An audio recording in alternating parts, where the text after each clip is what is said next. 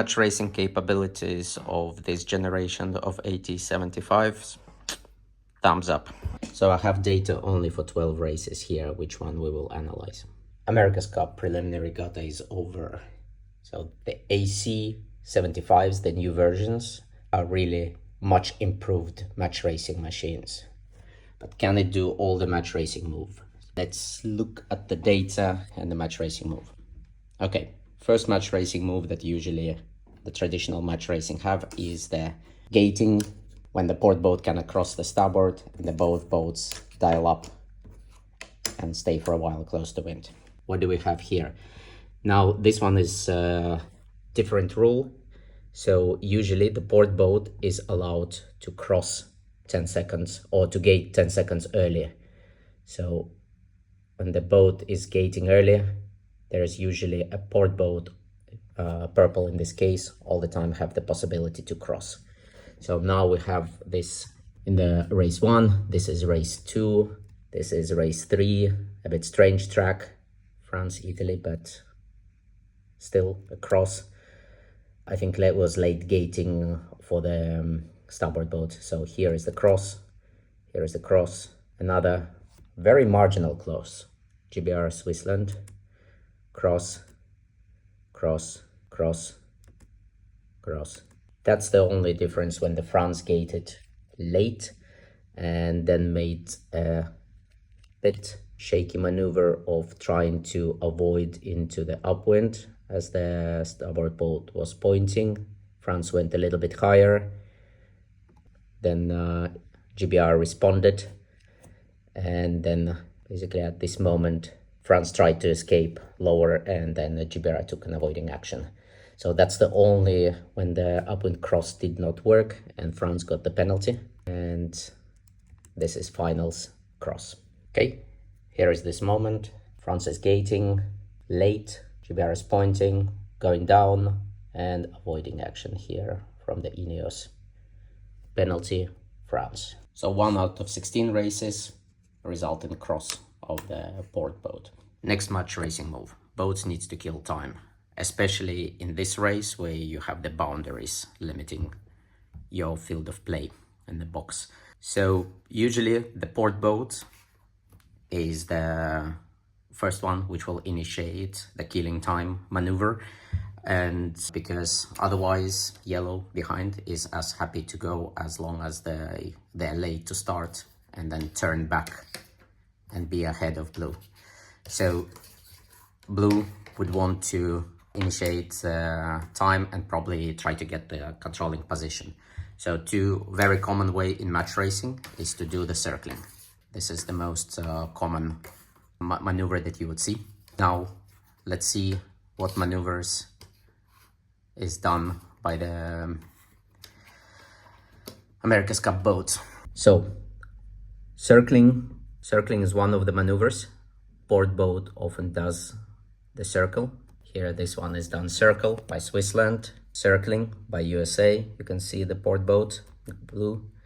This one is a bit strange one where France came from the start, did not manage to attack Italy. So Italy just sailed this course, but also you see the way how they kill the time is by sailing longer distance. So going a little bit more lower and then higher and then down again and then approaching for a start. That's Italy's maneuver.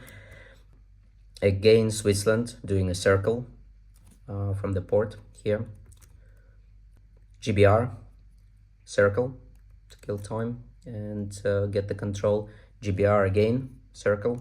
Italy, sailing again, longer distance. And New Zealand, also very noticeable when they come from port, they sail longer distance, lower, higher, and then down and for a jibe. Same, red, New Zealand, sailing longer distance, so pointing higher on the port tack before going down again and doing a jibe.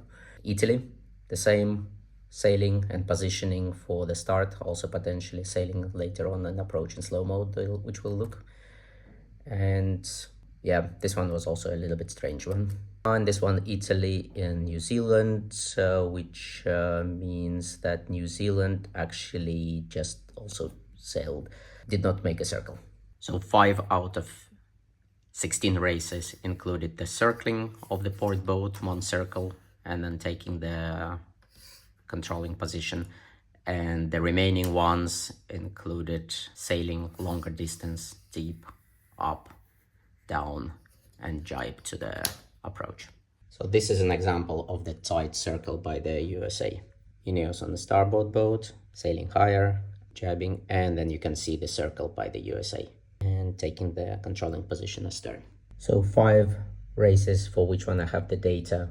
There was a circle by the port boat, and discarding some strange non-match racing pre-starts, another half would be sailing longer distance, whereas this one is a typical New Zealand move.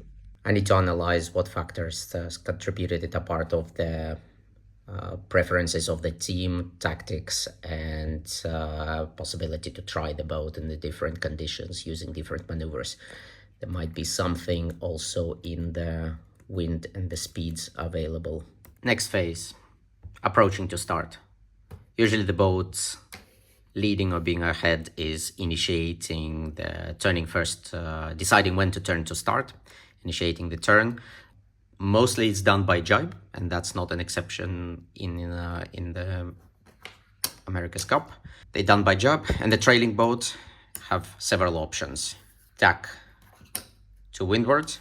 Usually then this boat gets the left and this boat gets the right and windward side.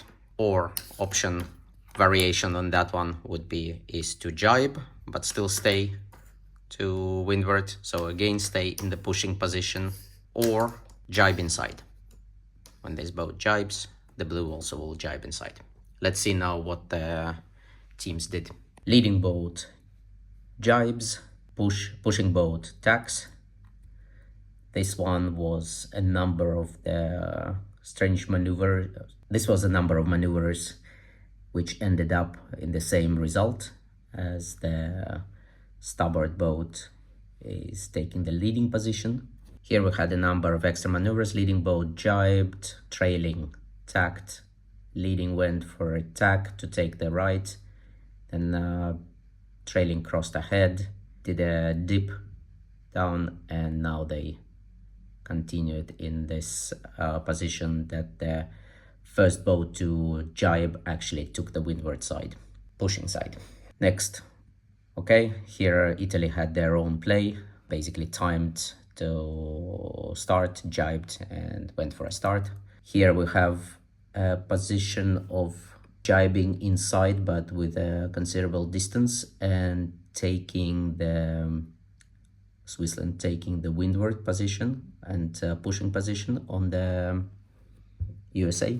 Okay, New Zealand GBR, that was an interesting one when New Zealand jibed and Britain jibed inside, which I think was somewhat a surprise. And they ended up here jibing inside, and we're gonna see in which situation it got the Britain then. Here we have a jibe, and this one is cross and sort of jibe, and but ending on the leading position here. Jibe, and this one also jibe inside, take the lead, jibe, and take the lead for the trailing boat. This is where New Zealand jibes but takes the pushing position, or actually forced probably also. Actually, it's USA jibing. Yeah, so here New Zealand, the leading boat, decides to jibe, and USA jibes inside into the leading. That is somewhat slightly different, where Italy takes the standard approach and Alinghi goes really high and then attacks later. So they're taking a strong pushing position, which they capitalize later. That was somewhat non-standard pre-start. And here we have a jibe, and here was a close port starboard cross, and which also ended up with the trailing boat tacking into pushing position. Here's an example jibing to lead. New Zealand is astern. This is how it looks on tracker. And here is the example of Italy jibing, and Switzerland is crossing their path and tacking up to push. One had the version of jibing into push, which is slightly unusual. Now, approaching to start, the most important phase of the pre-start.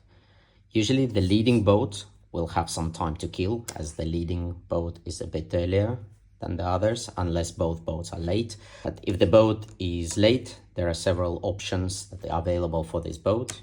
One is just to sail in slow mode. This is an example of sailing slow using 2 foils in the water, and boats are making about 20 knots of speed. Second option is to keep the speed but sail longer distance, do some fishtailing. After the jibe, GBR orange is sailing slightly longer distance, fishtailing, and as you can see, they're having a bit higher speed than Italy, and Italy goes in the slow mode. So here is a good example of the Ineos fishtailing in front of Italy. Now both have the windward foils up, so they have the speed. They're not going in the slow mode, but since GBR has the time to kill, they need to make longer maneuvers and sail longer distance. Again, you can see that GBR needs to sail a little bit longer distance to be on time, and as a leading boat, they take the left. So what options does the blue boat has? It can push the boat ahead by coming and threatening the hook. Usually at this moment, as the yellow boat doesn't want to go too hooked, it will just go and accelerate. And this way, by pushing, blue can succeed in doing either of the things. It can first push yellow, yellow is early to start. Since it has some time to kill, by pushing it, blue wants to push yellow to start early. It can push it so that both of them start in a good position, and yellow would want to start as close as possible to blue to give the bad wind, and blue wants to start with a gap to have a clear wind, so that the turbulent wind from this boat is not coming to this boat. So this way, when blue pushes, it cannot get into the trap to stay here. Blue would need to release the push at certain point, allowing yellow to start. And then finally, if blue manages to succeed to get the hook, then it will force either this boat to tack away and lose some speed during the tack, and blue can take the fast start. Or if this happens above the ley line, then yellow can be trapped, and some version of it happened here to the GBR. So now let's see. So let's see which versions of the start we had here. I think it's just even start when both boats win their side. Same here. This was a leading start for the Italy, so France was late. This one was when USA managed to get the leeward start and managed to push Switzerland to tack away by throwing the bad wind to them. This was an interesting example of GBR versus New Zealand, when here GBR orange jibes inside, then realize that there is a lot of time to kill, and then they go into the tacks to kill the time, and GBR follows them, controlling the tacks from behind, and then forces GBR at a certain point lose during one tack and come off the foils. So when New Zealand jibes, GBR elects to jibe, but they jibe quite close and there is a lot of time to kill. They don't have enough time to kill here by fishtailing or sailing slow. There is a lot of time to kill, and they go for the maneuvers to kill the time. They do some double tacks. So they go for a tack, but then New Zealand goes behind them in the controlling position and controlling them from making any other maneuvers. And then at certain point when GBR makes attack, here they come out foils and then New Zealand accelerates and takes the start. So here was pure boat handling, but also tactic wise by jibing inside. Here GBR got themselves too early to start, so they had to do extra maneuvers to kill time. What do we have here? This is even start with a little bit of good example here of push. As you can see, purple boat comes here down on the GBR accelerating, and now they start. So here's the last push. This is what we saw: fishtailing, no hook, fishtailing, no hook. This is two boats going there and making a dive to kill the remaining time right before the start. So overall even start between the New Zealand and USA. But again, USA was in controlling position here, so decided forces New Zealand to tack away. This was an interesting one. And this is probably the only one where it was successful. Alingi comes from above. So first they go into tack, into the controlling position. Then they go for a hook on Italy. Italy accelerates, but then they don't have enough acceleration over here. I think they had some issue there, as far as I remember, with lifting the board up. So they were in slow mode. So then here we got the hook, and Italy was above the line, but also I think they just really looked that they didn't keep clear also, and while being actually trying to bear them down, sort of that they don't have the OCS start, but in any case they had an OCS start and they had to return. So this one, an interesting example of the successful hook. This was a strange one. So, and yeah, this one was again even start. So pretty much all kind of match racing tactics that we saw in the preliminary regatta. This was an example of successful hook. Alingi goes attack spide, significantly faster speed. Luna Rossa is in the slow mode, having two foils there in front in the slow mode. Fast mode on the significantly faster on the New Zealand. Now they go astern, and I think Luna Rossa lifted the board, but they're still slower, significantly slower. And this is the successful hook by Alingi, and Italy was forced OCS, and that was a successful hook. And this was a disastrous approach to start from the GBR. New Zealand jibes, and GBR jibes inside, but they're way too close, and they think that there is a lot of time to kill, and for one reason or another they decide to do a couple of tacks here. New Zealand takes the higher controlling position. Now Ineos goes for attack. New Zealand again in controlling position, and now Ineos here slow mode, and during the attack coming out of foils. And even New Zealand is pretty slow here. It was 17 knots, I think, on the lowest one, and sail away. And also there was a split start. As you can see, New Zealand and Switzerland. When Switzerland got the leading close leeward position, New Zealand decided to tack away and go to the right, where I think they indicated that initially I think they wanted to have left, but they haven't won.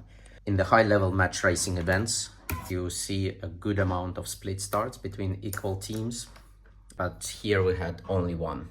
Let's see if we're gonna see more in the qualifying rounds of Louis Vuitton Cup.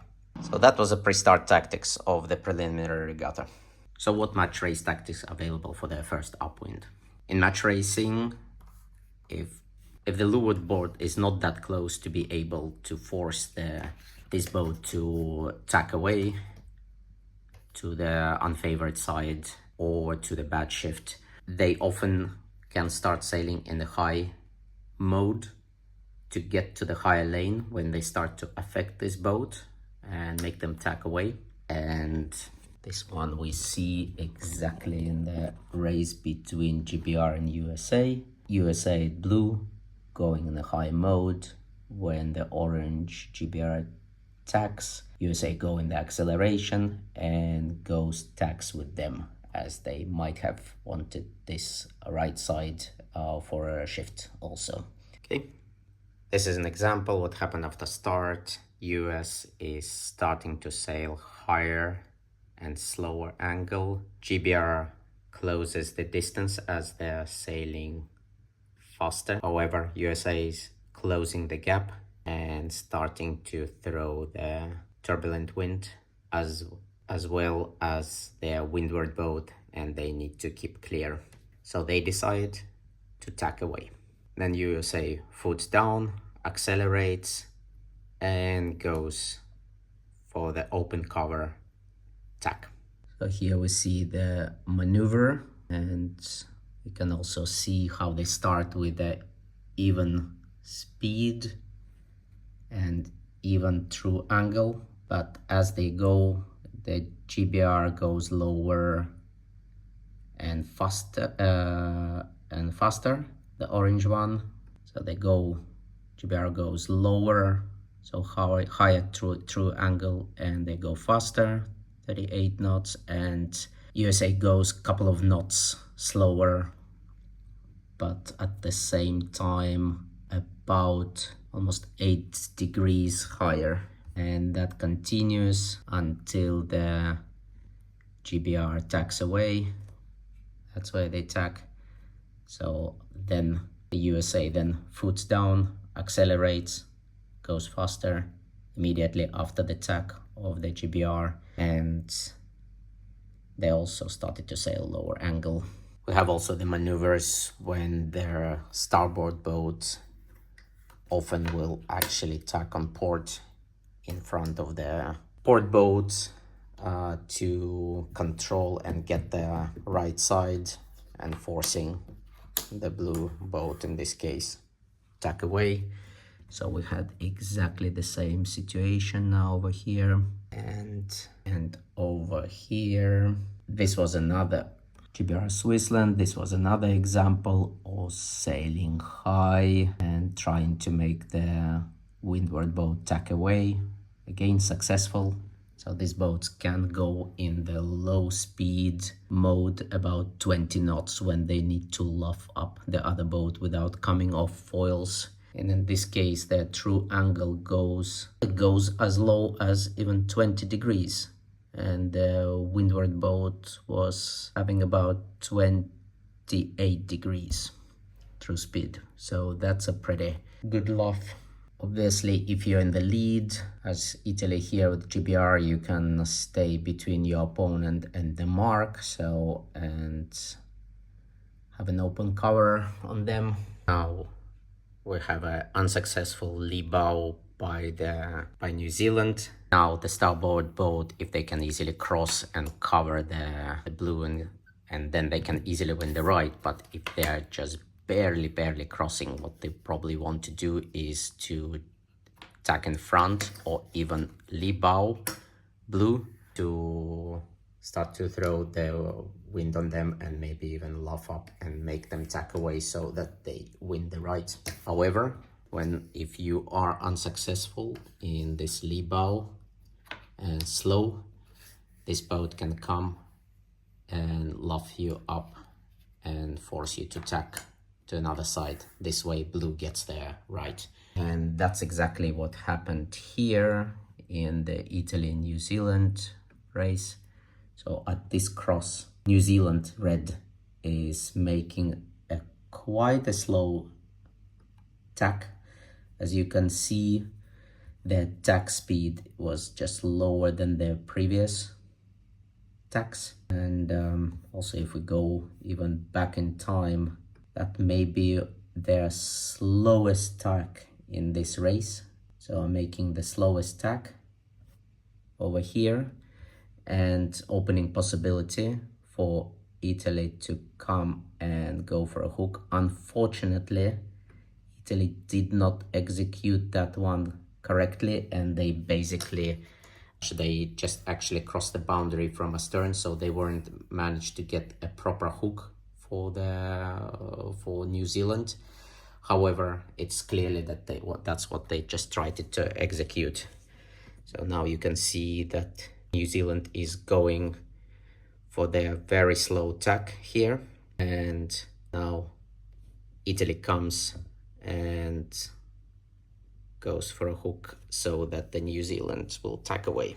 However, favor is returned on the next tack when Italy tacks ahead, but New Zealand comes with a speed and manages to hook Italy and lofts them up, and Italy gets a second penalty over here for not keeping clear. They should have tucked away a little bit more early. So here we can see that how it looked. The New Zealand makes a proper hook, and then they start to point up and keep on pointing up, reducing the distance between the boats, and Italy is not keeping clear, and New Zealand opens up by avoiding them. And you can see that the tack for Italy was not that slow, but New Zealand used the advantage and they footed down to go for they were confidently went for a hook. They were confident that they would get it there. That's pretty cool. So upwind match racing capabilities of this generation of AC75s, thumbs up.